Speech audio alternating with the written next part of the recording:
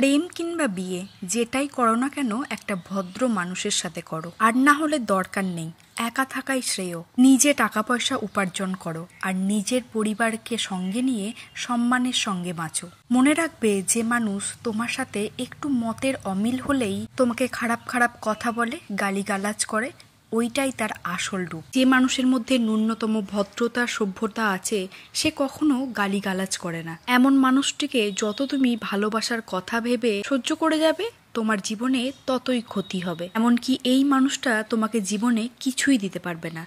যত তাড়াতাড়ি সম্ভব এমন সম্পর্ক থেকে বেরিয়ে আসাই ভালো। জীবন কখনো কারোর জন্য থেমে থাকে না। এমন সম্পর্কগুলো থেকে জীবনে বেরিয়ে এসে একবার জীবনকে নতুন করে সুযোগ দিয়ে দেখো, তোমার ভালোই হবে। একটা জীবনকে নষ্ট করার জন্য একটা খারাপ জীবনসঙ্গীই যথেষ্ট। একজন সাপোর্টিভ জীবনসঙ্গী পাওয়া অনেক ভাগ্যের ব্যাপার। যাদের মধ্যে সভ্যতা ভদ্রতা আছে তারা কখনো অন্যের জীবনকে নিজের নিয়ন্ত্রণে আনার কোনোদিন কোনো চেষ্টাই করে না। তারা তাদের দায়িত্ব, কর্তব্য এবং সীমাবদ্ধতাটা খুব ভালো করে জানে।